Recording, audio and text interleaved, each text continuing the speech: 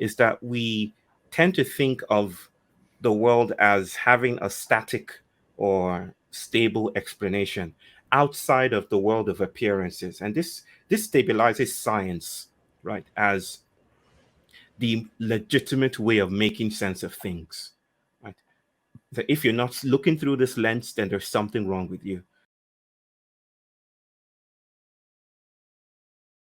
Yeah. You have this line that modernity, whose abiding logic is stability and control, has a low tolerance for the strange, so it resorts to war over and over again.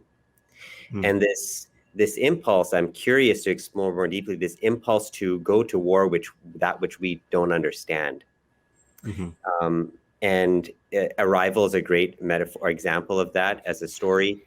And also quite interesting that the way in which they are communicating is in a hologram almost. I mean, it's communicated in Gestalt, this language. Like you almost need to not see it through the abiding logic of modernity. And it's the way in which we see is manufacturing our actual sort of sense of what it is or a threat. So I'd like you to speak to that a little bit.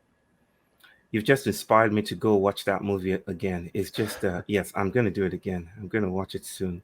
There was the summit, the plot summit, or something that goes beyond the plot, I think, so transcendent in its immanence, is when it seems we start out in the middle from the beginning. It's like when she comes to some kind of relationship, the protagonist, and this is a protagonist this time, Ian, when she comes with some kind of intimacy with the visitors, something breaks.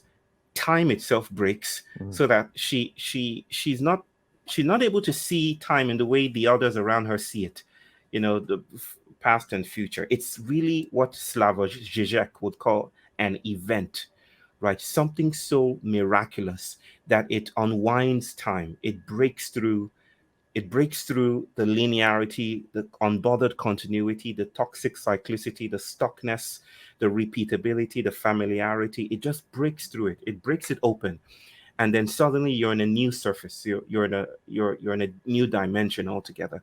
The thing with the way we respond to stuff is that we presume.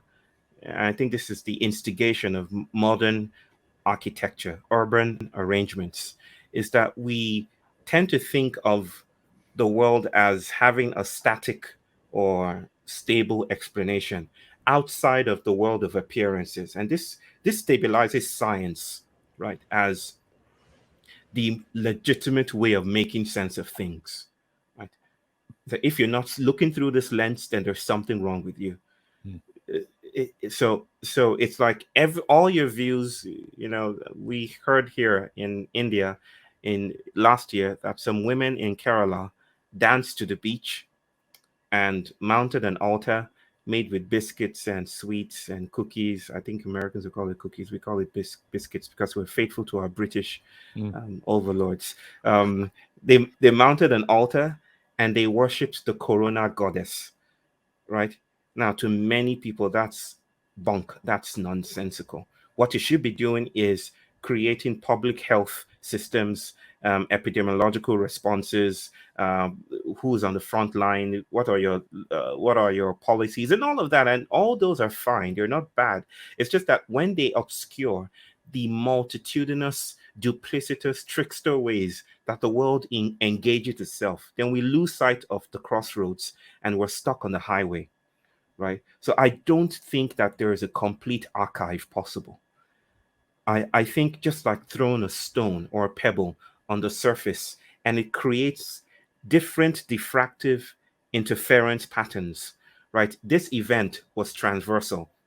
It broke through the surface of things, cracked it open, and new patterns were around us. There's no one way to say a virus is a thing or a virus is a goddess. All we can do is to be alive to the intelligences that are streaming through and reshaping our bodies, the way we relate to each other, the questions that are coming up for us. And maybe tracking that is the amniotic space for a new politics.